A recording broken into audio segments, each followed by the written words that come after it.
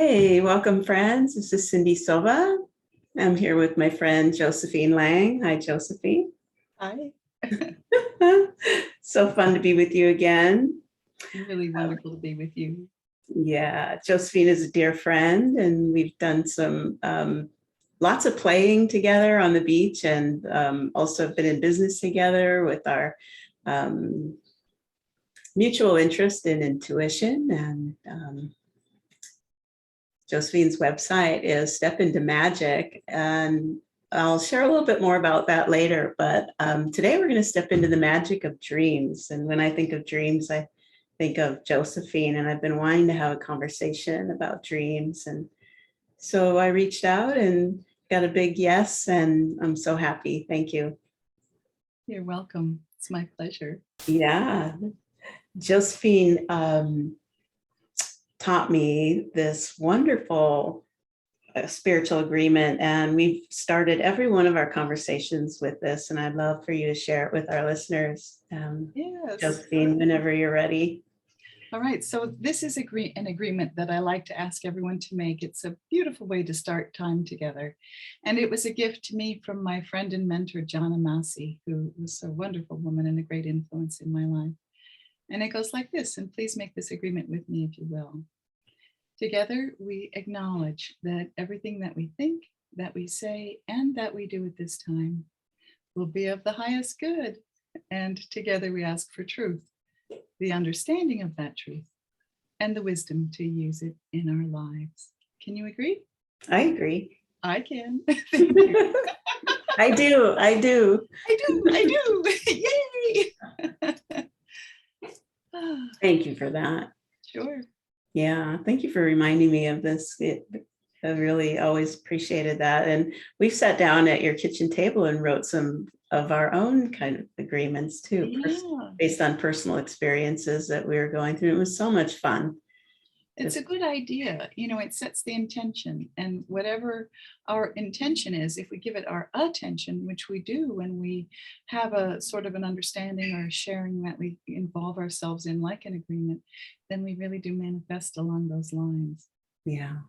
Yeah. Wow. Well, Josephine is a spiritual teacher, and of course, she has an expertise in dreams, and she's also a medical intuitive. I know you're busy with that work, and probably more so than ever with what's happening in the world. So if you want to say anything about your work in the world, we'd love to hear that for people that are interested, and then we'll jump into the dreams. Wonderful. Well, I've taught classes for years and students, and I really enjoy that because it's so nice to interact with people on spiritual levels. And I teach classes in a variety of topics like dream interpretation, prayer, meditation, having a sanctuary or a place where we can do our work, life after life, gratitude and thanksgiving, subtle energies, health and healing, of course, from a natural perspective, relationships and how to have successful ones, and psychic ability, of course, and the subconscious mind and the conscious mind and the superconscious mind and how they all interact, and our purpose. And I feel that when, you know, all of those various topics are wonderful ways that we can find our way into the door of our lives, because we are all here for each for individual purpose, and to really go ahead and embrace that as best we can is a wonderful idea. So I've done that for a number of years, maybe 30 years, I'd say. And then I've also been working as what is entered the vernacular, the term is a medical intuitive. I like to think of myself as a clairvoyant healer or a psychic healer, because it's just a little bit stronger, a little more to the point. Medical usually involves drugs and surgery. I'm not a doctor, so I don't do either of those things. And intuitive often says that it's a little bit vague, something a little bit subtle. And often my impressions are quite strong. So I like to think of it as a psychic skill or as being a clairvoyant healer. It's something along the lines of what Edgar Cayce did in the middle of the last century. So that's where my work lies. And yeah, and then I do love dreams. And I feel that dreams are one of the four cornerstones of building a spiritual life, a life of joy and fulfillment. And along with the prayer and meditation in the sanctuary, a place where we can do our work, on the very firm foundation of self-love. And we have to love ourselves enough to give ourselves what we truly love in the world, what we would truly like to do. And so dreams is just one of those foundational principles that really help us to open ourselves. And what our dreams do is they give us messages from both our higher self, our superconscious mind, and our subconscious mind. And so we kind of need to know, of course, they call it the subconscious because we're not aware of it. And so they can bring to us awarenesses of things that are going on that we're just like, do missed that one, you know. So I like to pay attention to my dreams. And then our dreams also can bring us those wonderful inspirations from our superconscious mind. So it's a great time when our conscious mind is temporarily just set on hold, and we can really go ahead and dive in deep and find out what else is going on in our lives. So that's one of the reasons why I really like getting into dreams. Thank you. It reminds me of something I had an awareness of recently. It's not really a new awareness. It just landed uniquely. It was that there's really nothing missing in our life, right? Right. Just that there's some things in the way sometimes. I think we're just not aware of. We kind of lose a sense of awareness about it. Yeah. And it's like when we go to sleep, then that thing that's in the way, that busy mind or the ego or whatever it is, the complexes that have agendas and are, seeking, can get in the way of what we already know and what we already have and what we already are. And so when that kind of gets put into a resting mode, then this other capacity we have to know what we know arises. And if we have the perception to bring it through and thread it into our waking life, we can apply that wisdom. And so this is a piece that you've been really helpful with for myself and others in terms of how do we take the wisdom of our dreams into practical application in our lives. Yeah, right. Well, perhaps one way to jump in here is to just talk a little bit about the types of dreams, because there are so many different types of dreams. When I was younger, I was working in a library in the reserve room, and there was often a long line of people going out the door. And I would sometimes dream of that at night when I would first fall asleep. And that I kind of look at as like a clearinghouse dream. It's kind of clearing some of the energy of the day out from, what's going on in my life. And then there are also, I think most importantly, the teaching dreams, which I think occur just before we wake up. And that's when the dreams that we most frequently remember. But we all dream every night. Some people say, my husband used to say all the time that I never dream, but we actually all do dream. We dream usually at least 8 dreams a night. And so trying to catch those dreams and remember them, there are some little tricks to it. So one of the things that I like to recommend that people do is to be sure to get a good night's sleep. So that you can awaken refreshed, so that you don't, and also if you can avoid, like, say, alarm clocks, that sort of thing. And I also like to avoid really, strong visual input just before bed, like movies and things can sometimes interrupt our dream recall. I'll sometimes wake up and I find that instead of remembering my dream, I'm remembering the movie that I saw last night. And so taking the time to kind of have that quiet before sleep, and then also to be able to awaken slowly, is really good. And then boundaries between, yourself and children or pets is also helpful, because oftentimes the cat is like, feed me, or the kids are bursting in or whatever. And it's nice to be able to have a nice boundary where you can awaken slowly and remember your dreams easily that way. The other main trick that I really like to keep in mind for dreams and dreaming is to have a dream journal. I like this kind of format. I've, of course, decorated this, and it has a hardback, and so I can open it up wide and I can put it on the bed beside me. I usually have a blank page ready to go for when I'm going to be doing a dream. And, it's kind of nice to decorate it because it makes it your own. And to have that dream journal handy Some people like to do tape recordings, but tape recordings, I find that those, you have to play it back and you're mumbling and it's hard to understand what you said. And so having a dream journal in easy reach is a really nice idea. And you can just sort of slip one arm over and get the dream journal and the pen right there, and then make whatever recordings you want to do. And some people like to draw the dream. They'll like, an easy way to do it is to just draw a big circle on the page like this.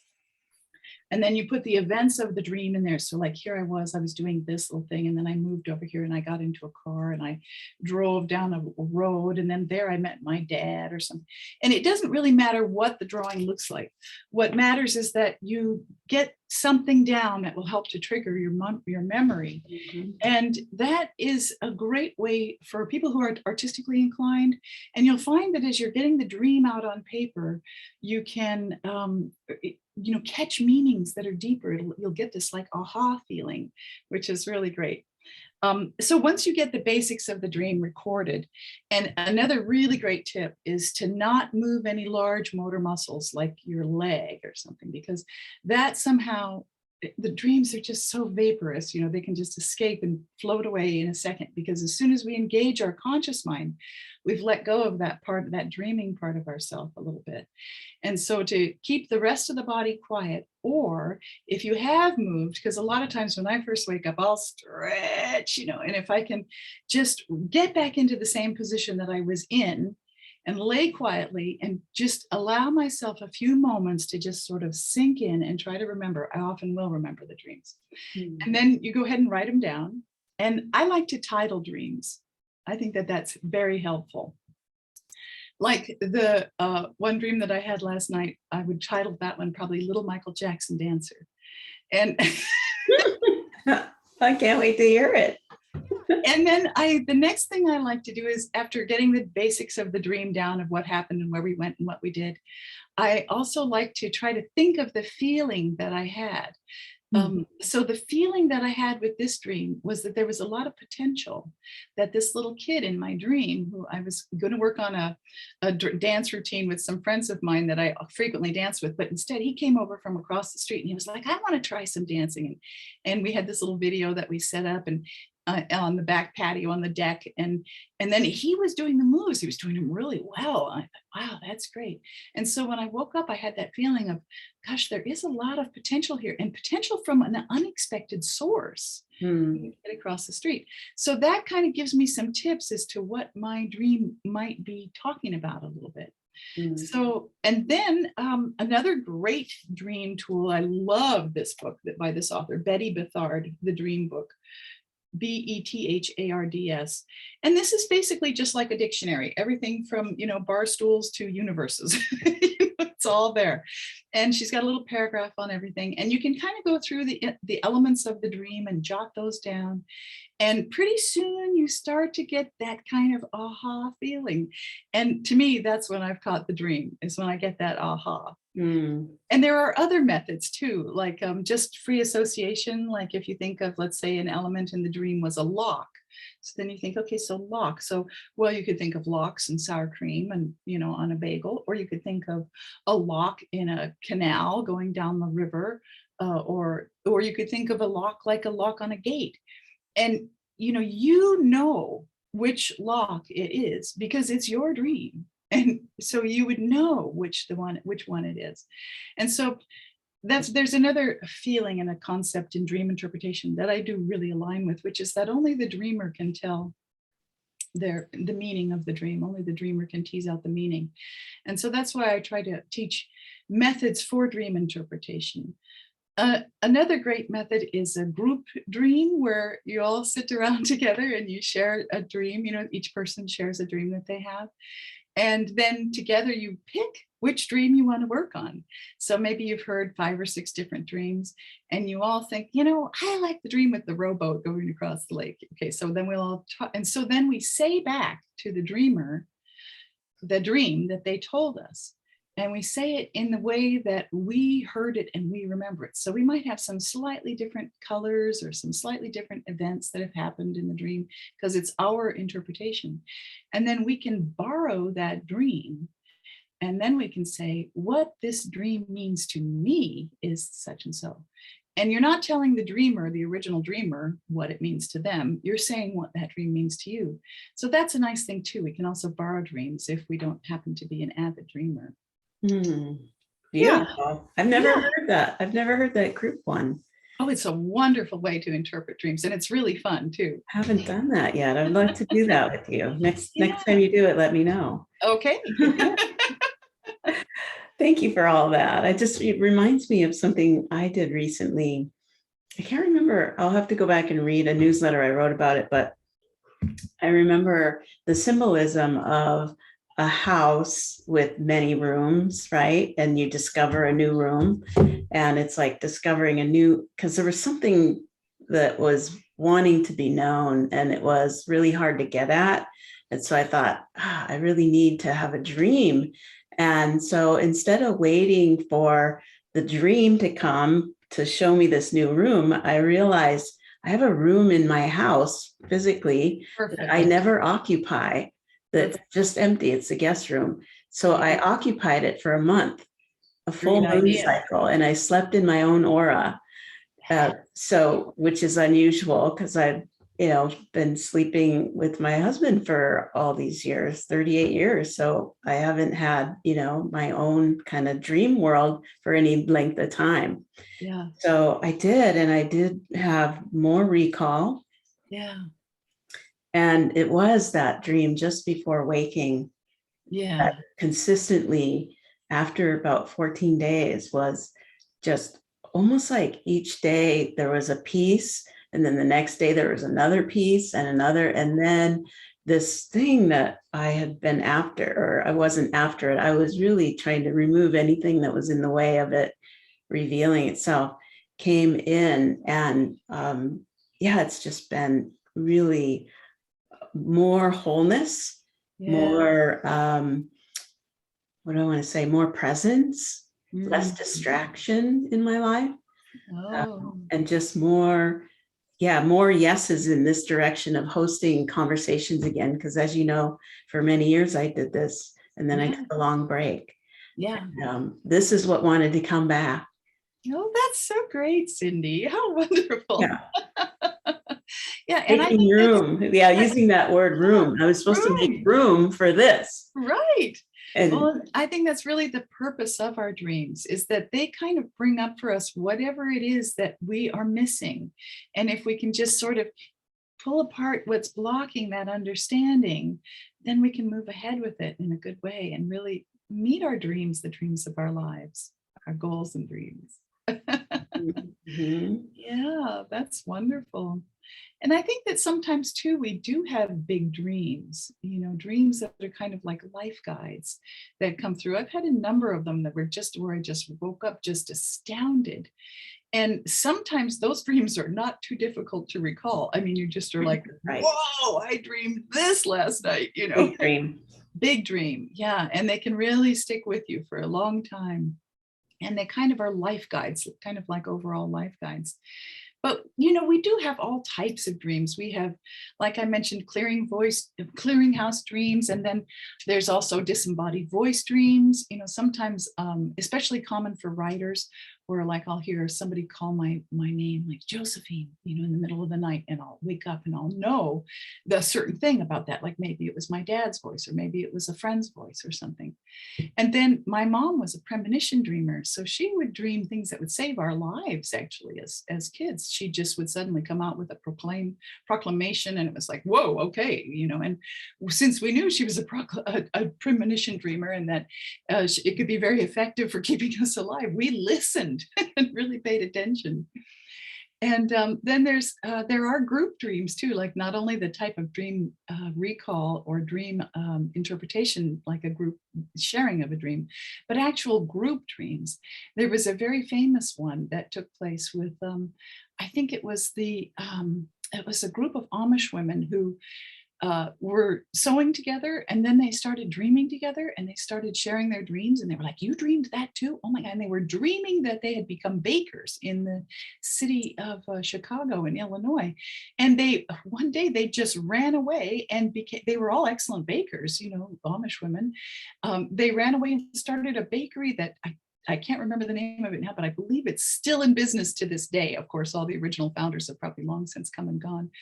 But, and then we can have, disaster dreams like a hurricane or a tidal wave or something. And those can sometimes signify big changes that are lying ahead in our lives. And kind of like you were mentioning, Cindy, with setting up and moving into that room for specifically to try to pull away what obstacles may lay in front of you, and how it sort of pointed you towards opening up again to having conversations like this. We can program our dreams. And that in a way was kind of like a program to dream. You were sort of setting the stage for that. And one of the very simplest ways to do that is to just simply have a statement at night as you're drifting off into sleep in that hypnagogic state where you're not fully awake and not fully asleep yet either, where you can just say, tonight I will have a dream that will bring me insight and guidance to whatever the problem is that you might be facing. And upon awakening, I will easily recall this dream and understand its many meanings. And, I'm open and receptive to all information regarding this situation that's in accordance with my highest good, something along those lines. And I like to phrase that in the positive. Tonight I will have a dream, not will I please, can I have a dream, because that's like always in the asking state, but just to use it as a positive, almost like a quiet command. I will have a dream and I will remember. And so programming our dreams is a really good idea too. It's a wonderful thing for us to do. And then there are also lucid dreams. That's one of the things that I've explored a little bit. I did this mostly in high school when I was working actively as a choreographer in our dance class. And our dance class was so exciting that we decided to hold it every day after school hours. And so our teacher very kindly stayed after, and I would usually ride my bike home, get something to eat, have a nap, and then go back to dance with my friends. And I would take these little naps and I would dream these dreams of just like impossible body movements, but they would give me sort of a leg up or an insight into what I could do. And lucid dreaming is a whole topic in itself. And the Institute of Noetic Sciences has been doing a lot of work with lucid dreams lately and offering classes in how to do lucid dreaming and things. So if you're at all interested, go to their website and check it out. You can probably get some good stuff like that on that topic. Yeah. So. Yeah, thank you. I've been more and more seeing my waking life as a dream as well. Like it's all a dream. Yeah. And I don't mean to minimize, our lives as, because I see the waking dream and the dream that we have when we're asleep as equal. They're both giving us information and guidance. Yes. And so sometimes if there's something unusual that happens in my waking life, I'll imagine that it was a dream, and how would I interpret that in a dream? Yeah. And it brings a whole different quality of information because we're then living our life in a symbolic way, right? Yeah. We're really accessing the wisdom through a symbolic way of viewing our lives. Yeah, that's really wonderful. And that's one of the things that I've been really enjoying doing lately is, we don't have to restrict dreaming to just nighttime. Right. We can also do daydreaming. We've known that since we were children. And when we had those extra brain waves in that department as children, that allowed us to do a lot of daydreaming. And I think that daydreaming is a wonderful way for us to, dream our futures, dream the lives that we'd like to see, what we'd like to create. And so I've been kind of enjoying that lately of just really allowing myself to gaze out into the trees or into the sky or whatever, or even just sit quietly, or even just during my meditation time, and just allowing my thoughts to just begin to move wherever they need to move. And also allowing them to come to a place where I can introduce some slightly creative ideas of what I would love to see in the world or how I think we could go about that. And then just letting that part of my brain just begin to create that. Hmm. Like you were saying, I've heard you talk about quite a bit, like dreaming our future, right? Yeah, dreaming our What do we future. want our lives to be about, and what do we want to experience? And you know, they've actually done some studies with this in schools, believe it or not, where they've allowed children to have, structured, specified time for them to daydream their future. And of course, what they were asking them to daydream about was getting better grades. Which is great, however it takes us to get there. And so the kids that did do successful daydreaming about getting better grades did get better grades. Wow. And I think that's just such a nice little indicator for us that, we can dream a positive future together. Yeah. Well, we are programming, right? Everything we think, We are. if we're projecting onto our physical experience. So it is like coding, like It is. programming what we want to, where we're putting our attention and our focus. Right, right. Mm. So Mary Oliver wrote a poem that I'd like to share with you that I just love. Okay. It goes, all night the dark buds of dreams open richly. In the center of every petal is a letter. And you imagine if you could only remember and string them all together, they would spell the answer. It is a long night and not an easy one. You have so many branches and there are diversions, birds that come and go, the black fox that lies down to sleep beneath you, the moon staring with her bone-white eye.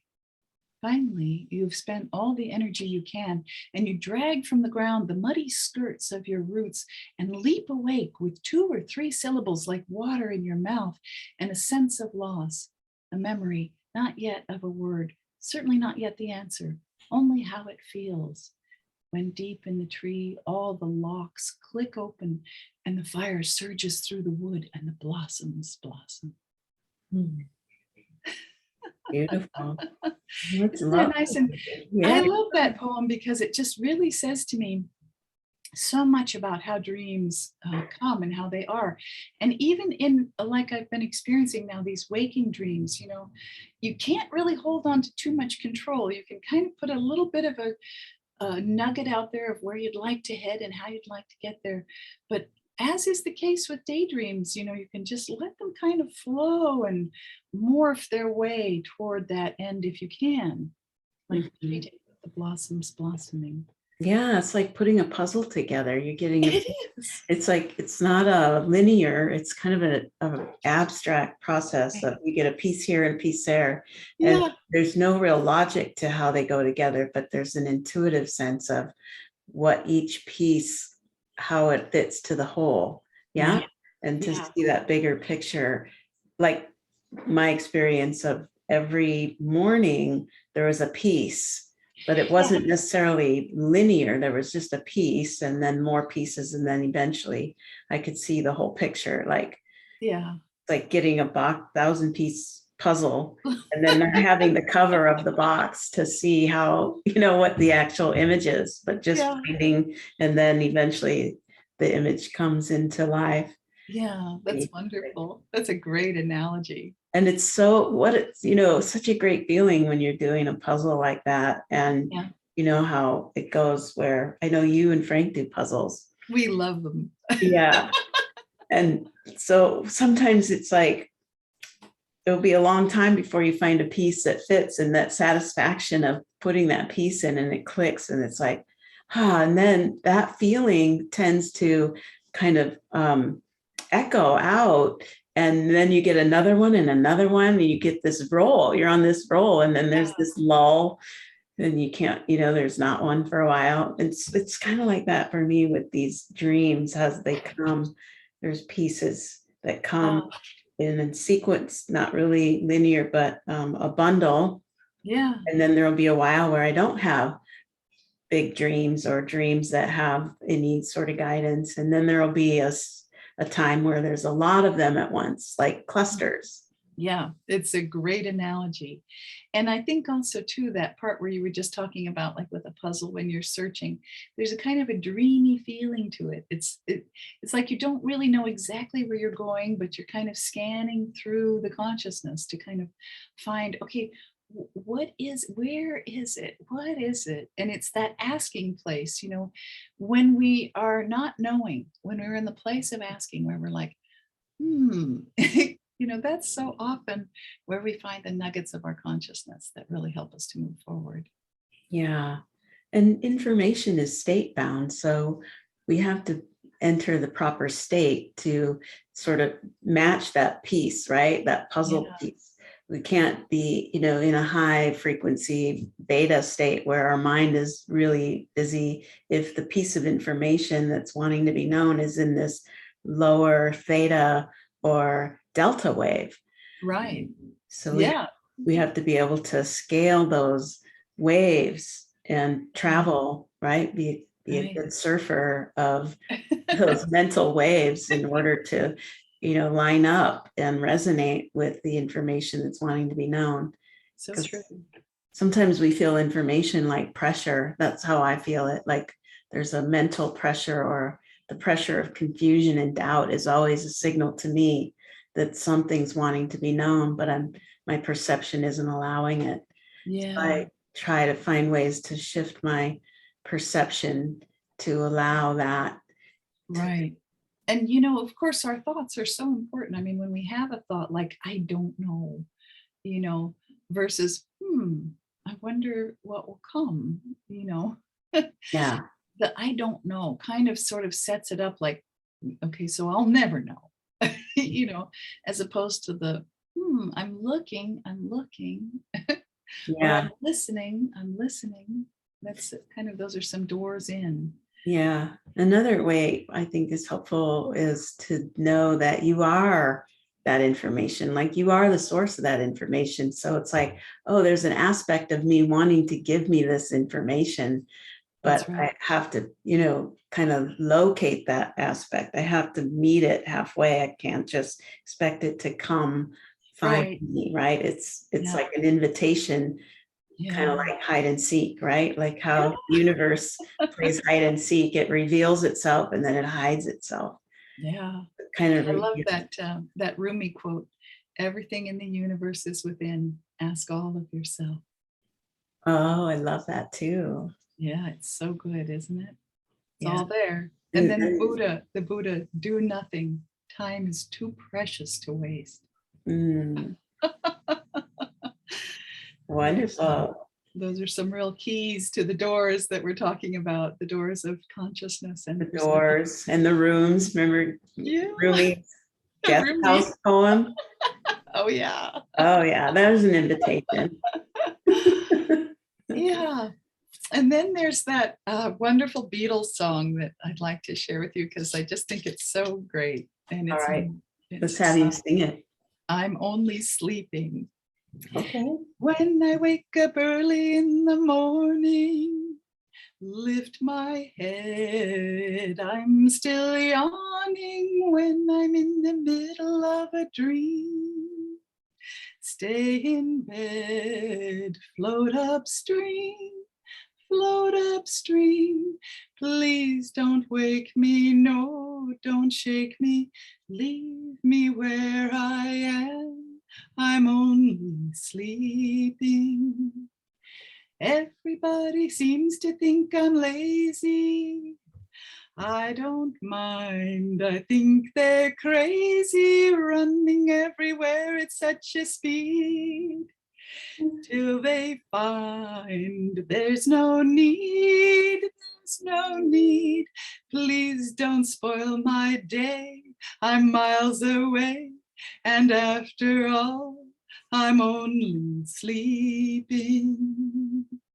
Keeping an eye on the world going by my window, taking my time, lying there and staring at the ceiling, waiting for that sleepy feeling.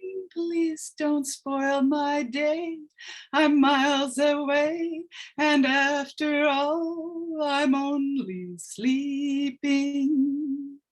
Keeping an eye on the world taking my time.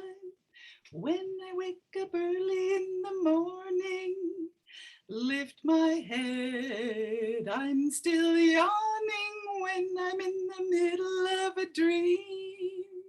Stay in bed, float upstream, float upstream. Please don't wake me, no, don't shake me, leave me where I am. I'm only sleeping. Yay. Thank you. That was so fun. You had me toe tapping. And I was waiting for Honey to come in and accompany you. Yeah, she does. That was great. When you first called and said, would you like to do this Zoom together? I thought, yeah, I suppose I would. And then I kind of was sort of thinking about, let me think about it. You said, think about it. I was thinking about it. And then that song came into my head and I thought, yeah, that'd be fun. I'd love to do it. Excellent. Oh, that was great. And I wasn't really thinking I would sing it. But then as I was getting ready today, I thought, you know what? Maybe I'll just sing the song. I'm so glad you did. That's Yeah, lovely. it's a nice song because it really helps us to see that, I love that line of when I'm lying in bed staring at the ceiling, waiting for that sleepy feeling. Yeah. That's exactly the place that we want to go to in our heads to really allow ourselves the space within our consciousness to receive images and ideas of how we can accomplish what it is that we've come here to do. Yeah. That twilight reverie. That's it. It's the twilight reverie. In between, on the In threshold. between. Yep, that hypnagogic state, that little place in between. In the twixt and in the between. Yeah, that's it. Mm-hmm. Yeah, that's where it is, isn't it? It is indeed. Yeah. So hooray for dreaming and hooray for daydreaming and night dreaming and allowing ourselves to find the answers to our problems and the ways forward and the ways that we can reach and accomplish our purpose or know our purpose if we don't know it. It's a really great thing. Mm-hmm. Yeah, there's a couple things that come to mind about dreaming that people might be curious to hear from your perspective, and that is reoccurring dreams. Yeah, they're great. So a lot of times what's happening with the reoccurring dream is there's something that is trying to make itself be known to our consciousness. But also too, there are great reoccurring dreams like flying dreams. I used to have a reoccurring dream that was every time when school would let out for the summer, I would dream that I was flying. And I think it was just a celebration of the freedom of being able to just enjoy my child self to the fullest without having my day so structured and dictated to. And when I was young, I had a reoccurring dream that, was something that I think was a life guiding dream. It took me till I realized what the dream meant, to be able to say, oh, okay, so that is not my path. Because sometimes our dreams are there to also show us what is not our path. Mm-hmm. And sometimes society or other pressures from schools or churches or parents or whatever might be pointing us in a certain direction that is felt we should go in, and it's not our path. And it's good to know that too, that information. And I think it wasn't until I really acknowledged that wasn't a part of what my life was going to involve before that reoccurring dream stopped. And then, sometimes reoccurring dreams, I remember one that I had that was of a horse that in order for the horse to be healed, it needed to drink carrot juice. Uh-huh. And it was a dream that was just there to tell me that I needed to do a little bit more of juice feasting and juice, to just clean my body out a little bit more. Now, that didn't mean that I wanted to drink only carrot juice, but for me, the horse is a symbol of power and freedom and joy and intuition. And so for me to help that horse get back up on its feet and to be healthy again, I needed to do some deep cleansing, which was symbolized by the carrot juice. Mm-hmm. And so then that reoccurring dream stopped when I went ahead and did that. And there was also a wonderful teaching dream that one of my students shared with me that we worked with quite a bit, as it was a reoccurring dream. And he gave me permission to share this dream. And the dream was of a big silver ball. It was like 10 or 15 feet in size that was rolling down the road right toward him. And he felt this pressure of this ball coming down upon him, about to kill him. And it wasn't, and so he brought this, he was like, I have this dream at least once a month, and it always scares me. And so he brought the dream to us. And one of the things that I've realized is that when we change things in the waking state, our dream life can change. Or if we change things in the dream life, our waking life can change. Mm-hmm. And so I said, why don't we practice a little bit of dream lucidity, bringing your consciousness to the dream time, and see if we can't change this dream, and then see if that won't change the situation in your waking life. And so he did. So what we thought about and what we discussed was that there could be some varieties of ways that he could stop this dream, this ball rolling down on him. And one of the ways that we discussed was that in the dream, as he was running down the road, he would get far enough ahead, and then he would see by the side of the road, lying on the side of the road, a big pipe. And he could pick up the pipe, and there would be a handy pothole right there. And he could put the one end of the pipe in the pothole and then aim that pipe at that rolling ball at just the right spot to stop the ball. And so he did it. The next time he had the dream, and as he was feeling himself start to panic and start to wake up, he brought in his lucid mind, and using his consciousness, he was like, oh, right, there's going to be a pipe right by the side of the road. And sure enough, there was a pipe, and he picked it up and he stopped the dream. Wow. He stopped the ball. And that day, he told his mother that he was in high school at the time, or last year of high school, that he actually was not going to be going on into college. Mm. And she was really set that he did, and that she was pushing the paper, here's these, different colleges you could consider. And he just was like, you know what, I know that I need to go travel in Europe for the better part of a year. And when I come back, I'll go to college, but I need to do the traveling first. And as soon as he had to stand up for himself. It was his truth. And as soon as he did that, that was the end of that reoccurring dream. Mm-hmm. And I'm not saying that people shouldn't go to college. I'm not saying anything. I'm just saying that that was his truth for him in that point in his life. And he did come back and he did go to college, but he just needed to not go right then. And so, and that ball was sort of representative of the feeling of oppression that he had. And I think that sometimes our dreams can save our life. I know that certainly has been the case with premonition dreams with my mom, and her dreams were, and I think in a dream of that magnitude, had he not given into it, certainly would have been soul crushing, if not life crushing. Not that I'm saying it's life threatening, but you never know. Yeah. Yeah. So it's good to pay attention to our dreams. Exactly. Yeah. It just feels like the dream world gets really active when we're in some kind of a transition, right? Like that. And also, I think with the projections, we're all projecting onto each other, and some of us receive more projection than other, depending on the position that we hold in the culture and our communities. Absolutely. And so sometimes we're just digesting a lot of other people's projections, but there are those dreams that come that are from a different place, that are definite guidance. And there's a certain resonance, like you said, that aha moment that just, like I've had dreams 30 years ago, I still remember because they're that potent. And then I've had dreams I had a week ago, I can't remember because they didn't have that kind of charge to it. Right. Right. And there are, visionary and prophetic dreams. These are dreams that are more of a mystical level of awareness, and they contain a universal truth.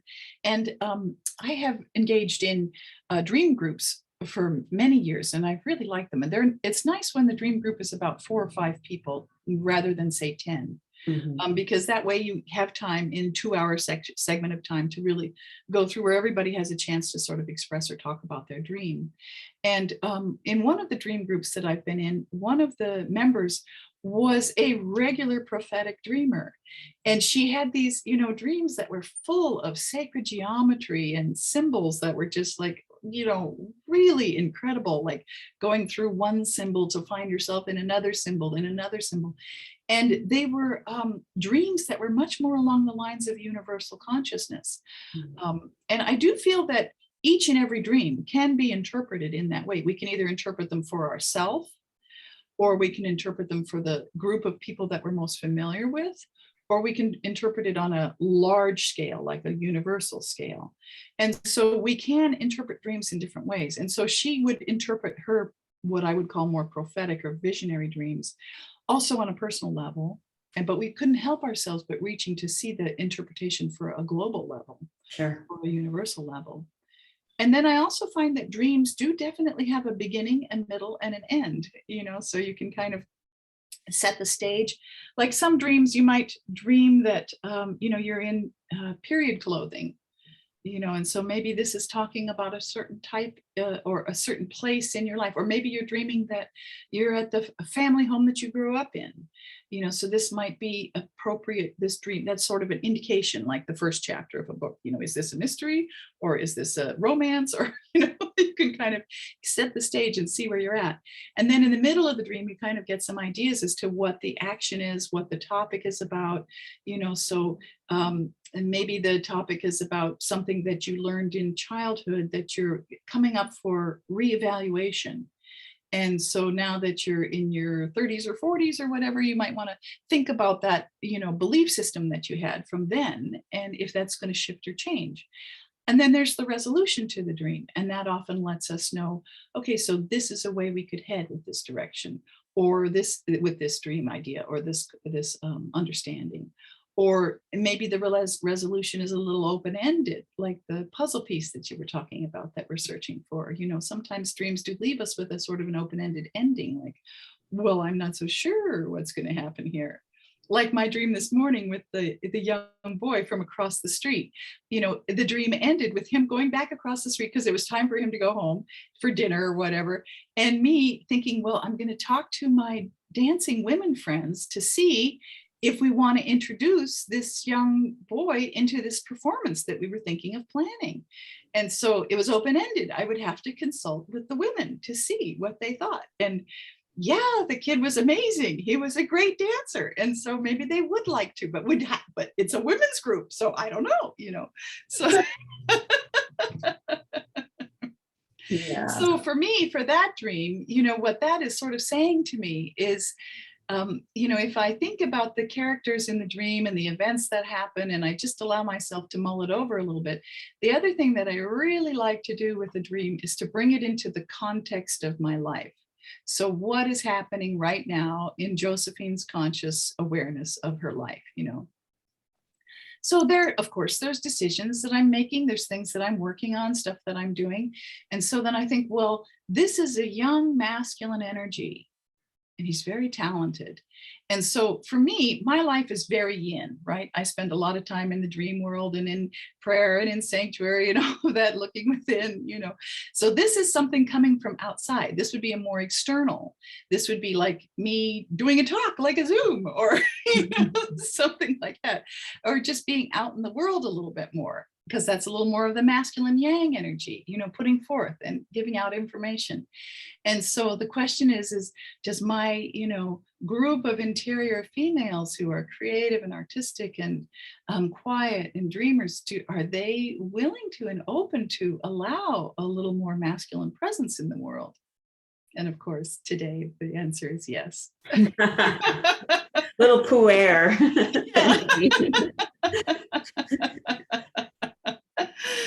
Yeah. That was fun. Thank you for sharing that dream. That's really helpful. I think it's beneficial for all of us that you shared Yeah. that. Thank you. Yeah, you're welcome. My pleasure, Cindy. And often like there's no accident you had that dream last night, and this because your psyche knows and your subconscious knows you were having this conversation today, and Yeah. then the dream that you had last night and that you just shared, it's like it's all connected, even though we may not know exactly in this Right. moment how they all fit together. They do though. There's something about the Yeah. timing, right? Right. Yeah. And then, like I said earlier, naming the dream, getting the feeling of the dream when you awaken, and then doing a little interpretation, taking the time for that. It's a nice way for us to use our dreams that are our nighttime dreams. Yeah, I think what you're sharing and bringing to the fore for our awareness is that there's no accident about the timing of our dreams. Like the subconscious is precise, and even though it doesn't work on in the space and time realm, it Right. has the capacity to integrate the information needed at the moment, right? Like Yes, it does. it penetrates, kind of like that little boy crossed the street, penetrated your field, and then left. Like there was like a penetration and a transmission Mhm. that kind of interrupted your dance. Like Mhm. there's a new step in town. Maybe we're gonna Yeah. step out and do a Yeah, different and there was dance. also invitation there too, because he showed up and he was like playful and he was like, "Hey, I can dance. Would you like to see?" And then we put on this little video of these Michael Jackson dancing, on the screen in the backyard, and Michael Jackson and his dancers. He had 3 or 4 dancers in the dream. They were against a white background, and we could really see them. And he said, "See, watch this," and then he would do that move, and it was like, "Wow, this kid is good. Look at him go."